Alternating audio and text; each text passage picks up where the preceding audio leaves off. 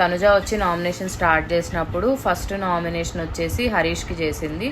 ఏదైతే last time నామినేషన్స్లో Harish body language అని, అమ్మాయి బిహేవియర్ గురించి, ఇంకా తనని రకరకాలుగా మాట్లాడిన దాని గురించి, ఫుడ్ విషయంలో ఊరికే ఎక్కువ ఇన్వాల్వ్మెంట్ ఇవన్నీ కూడా ఓకే, కానీ తన క్యారెక్టర్ గురించి, తన గురించి ఎక్కువ డిఫేమ్ చేసి మాట్లాడిన పద్ధతి తనకు నచ్చలేదు, అందుకే నామినేట్ చేస్తున్నా అని చెప్పింది.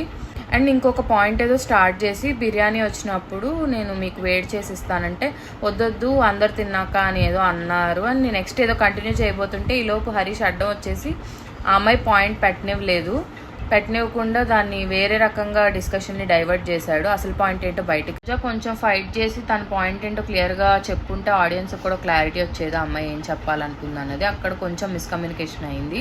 అండ్ తన సెకండ్ నామినేషన్ వచ్చేసి ఫ్లోరా, సేమ్ అదే బాత్రూమ్ గురించి డిస్కషన్ గురించి నామినేట్ చేసింది తనుజ.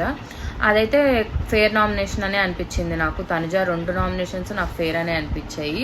బికాస్ ఫ్లోరా అంత సీన్ చేయాల్సిన విషయం లేదు. అండ్ ఇంకొకటి యూజ్డ్ టాప్ అండ్ టవల్ తీసుకెళ్ళి డస్ట్బిన్ దగ్గర పెట్టేసిందంట తనకి ఇన్ఫార్మ్ చేయకుండా.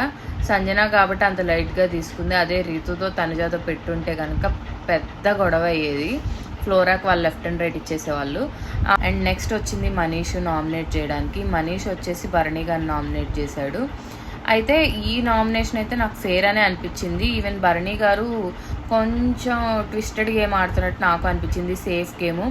ఆయన పాయింట్గా ఆయన పెట్టకుండా వేరే వాళ్ళని ఇన్ఫ్లుయెన్స్ చేసి వీళ్ళకి గొడవ అవుతుంటే పక్క నుండి చూస్తున్నారు. అది నాకు కూడా అనిపించింది. మనీష్ ఆ పాయింట్ పెట్టాడు. That is a fair nomination. Second వచ్చేసి రితుని నామినేట్ చేశాడు. రితు గిన్నెలు సరిగ్గా తోమట్లేదంట.